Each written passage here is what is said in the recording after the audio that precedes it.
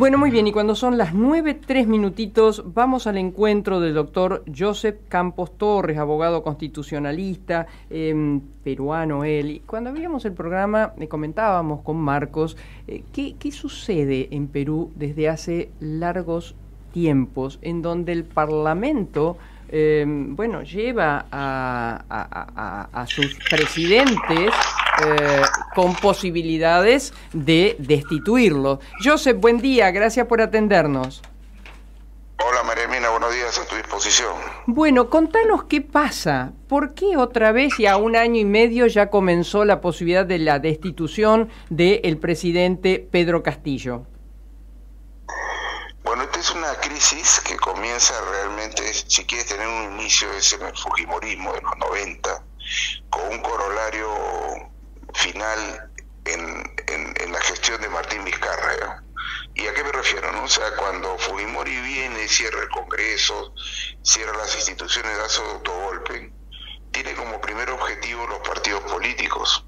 Entonces, lo que hizo fue una desinstitucionalización de la política que tuvo como consecuencia esta figura de los outsiders, de los independientes, que finalmente ha terminado con un costo brutal, porque claro, el Ejecutivo, que normalmente tenía un correlato, una fuerza, una bancada en el Legislativo, eso ya no existe porque no hay lealtades, no hay vasos comunicantes, y entonces las crisis se solucionan en clave de guerra, ¿no? Entonces, lamentablemente, esto ya nos tiene pasmados, y eso también tiene su correlato en el crecimiento de algunos discursos autoritarios, fascistas, de todos lados, ¿sabes? De los extremos de la derecha y de la izquierda, que finalmente terminan cuajando, ¿no? Porque precisamente ven que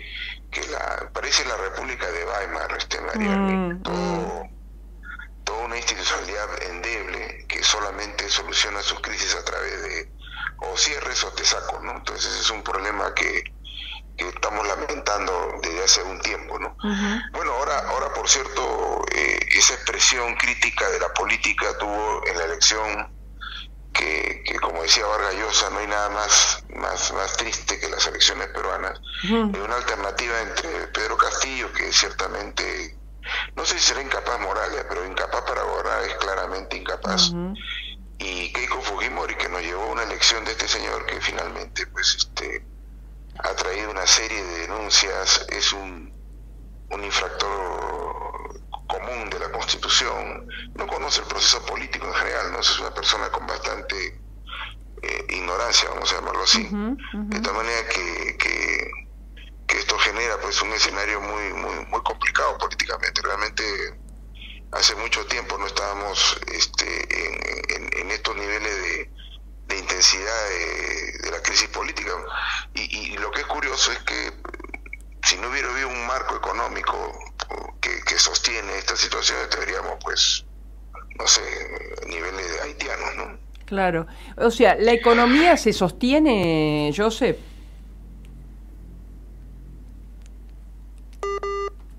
Me parece que se ha cortado. Josep. Sí, te escucho. ¿La economía se sostiene? Bueno, por cierto, hay factores externos que están golpeando, ¿no?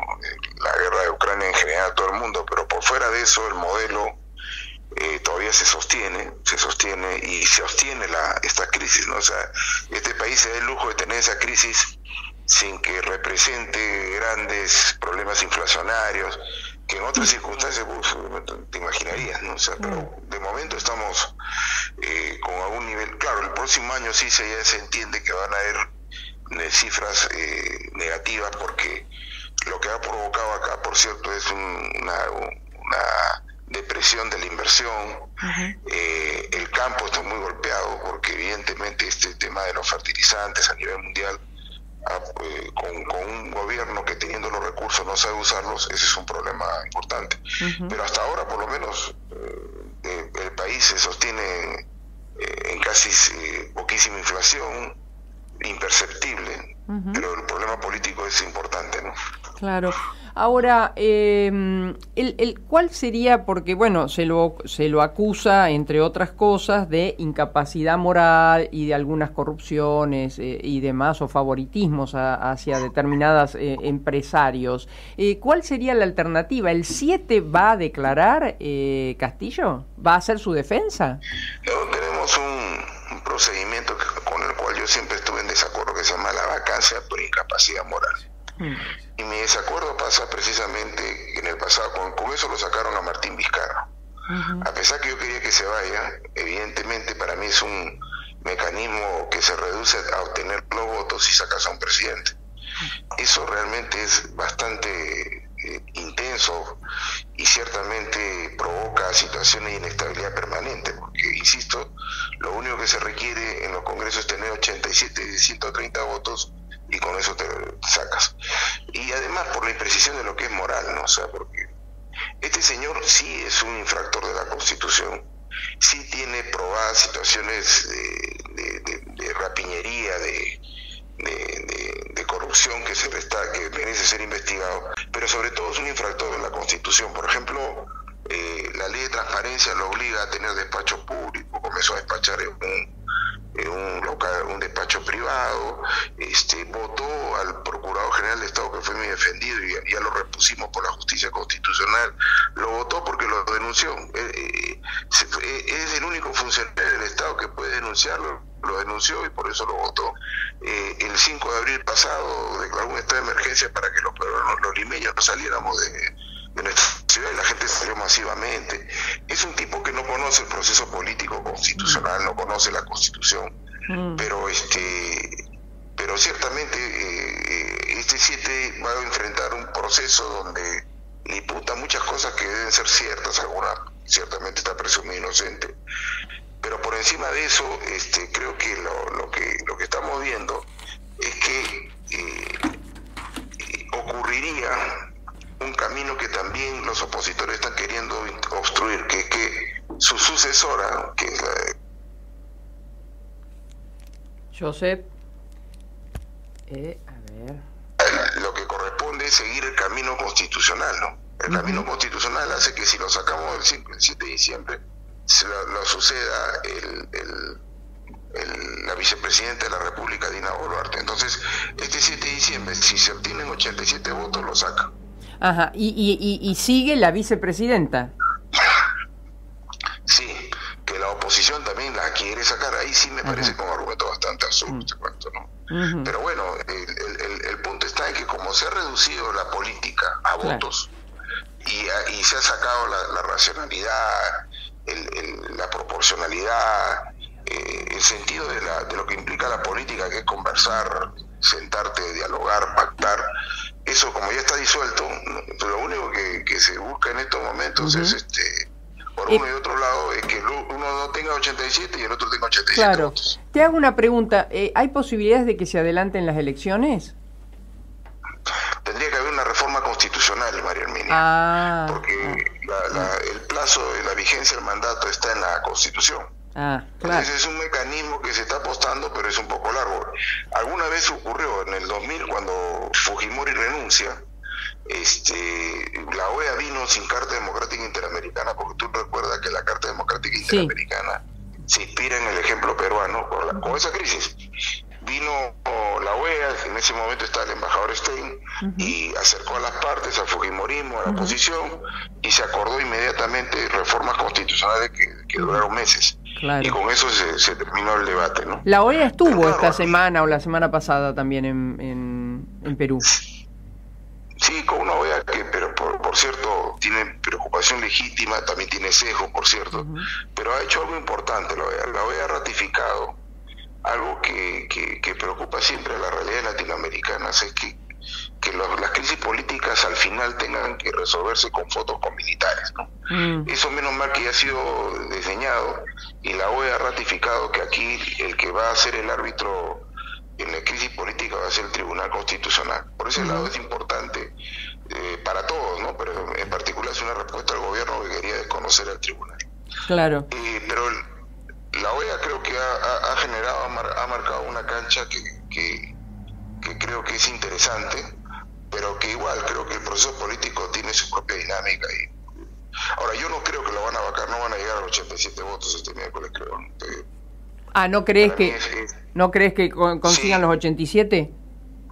Por una razón, porque el Tribunal Constitucional, o sea, esto fue respuesta política a la amenaza de cerrar el Congreso. Claro. Y el Tribunal Constitucional acaba de sacar una resolución, una medida cautelar por la cual genera la imposibilidad de que en lo inmediato, por lo menos, se cierre el Congreso. Entonces, con esa situación creo que es probable que se reconduzca el proceso, aun cuando se anuncia que ya se tienen los 87 votos. Pero claro, es un tema ya más traumático eso, ¿no? Así es. Y te hago la última pregunta, Josep.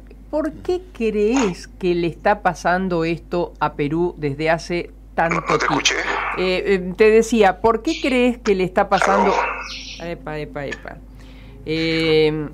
Joseph, ¿me escuchas? No te escuché la pregunta. ¿Por qué crees? Ahora sí te escucho. ¿Por qué crees que le está pasando esto a Perú desde hace tanto tiempo? ¿Por qué crees que la economía anda bien, que tendría perspectivas, sin embargo la política anda pésimo?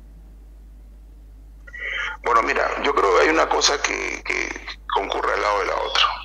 En lo político hay una desinstitucionalización de la política. Acá no hay partidos políticos. No, aquí no hay partidos políticos. Aquí existen plataformas electorales. Entonces, con eso, lo que tú no encuentras gente que hable en común, sino que se junta, que es diferente, ¿no? O sea, perro, pericote y gato se juntan, y acá hay un santo perro que es San Martín, que supuestamente los hacía juntar.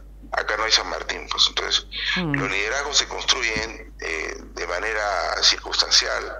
En ese sentido no hay ni comunión de ideas ni lealtades. Entonces, desde los 90 los partidos políticos han ido deteriorándose, y el golpe final le dio Martín Vizcarra en el 2000. En lo económico sí hubo una disciplina brutal por parte del Perú respecto a apostar una economía de mercado, ¿no? Donde las variables y la no intervención estatal es una constante, ¿no?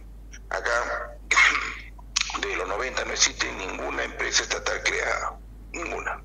Las empresas estatales son las que sobreviven ante la Constitución, pero después de eso no existe ninguna empresa estatal.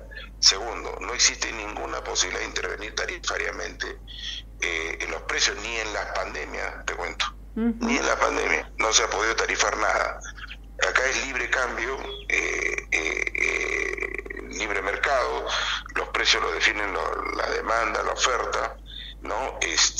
Y eso ha provocado, creo que, con todos los problemas que circunstancialmente pueden aparecer, porque evidentemente el modelo es excluyente, es un modelo que puede atizar desigualdades. Lo cierto está en que el modelo de alguna manera ha desarrollado menores condiciones de pobreza, y en ese sentido los peruanos nosotros teníamos un problema superior, por ejemplo, a argentino, al venezolano. Teníamos casi Venezuela en términos inflacionarios, y en algún momento acá no hubo gradualidad, de frente, ¡pum!, fuimos al mercado a precios con un costo altísimo, por cierto, con programas sociales que auxiliaron y luego se desactivaron, y con eso enfrentó el Perú un proceso de adecuación económica que hasta ahora, insisto, hace que nos demos el lugar fratricida e brutalmente en lo político, y impresionantemente no ocurra mayor impacto en lo económico, ¿no? Claro. Josep, muchísimas gracias, un abrazo muy, muy grande, y gracias como siempre. ¿Aló? Sí, te estaba agradeciendo. Se ve que cada X minutos no nos podés escuchar. Solamente era para agradecerte. Te mandamos un beso grande. Claro, no, para agradecerte. Gracias, Josep. Hemos conversado con un experto en el tema constitucional peruano, el doctor Josep Campos Torres. La verdad, impresiona, ¿no? Lo que decía el doctor es que la desaparición de los partidos políticos desinstitucionalizó a la política. Y benefició a la economía, parece. Y bueno, no es que eso benefició a la economía, sino que me da la sensación que la política adoptada, él dijo, en un momento dijo, bueno, teníamos inflación a lo Venezuela y de golpe, ¡pum!, todo, no hay empresas del Estado, es todo libre mercado, que con el tiempo aparentemente fue brutal, generó mucho desgaste social, porque fíjate que dijo que en un momento había planes y después los planes desaparecieron, se cortaron los planes sociales, produjo un gran crack y que ahora pareciera va achicándose la pobreza. Bueno, en buena hora. Que se achique la pobreza. Exacto, y a observar el fenómeno Perú, ¿no?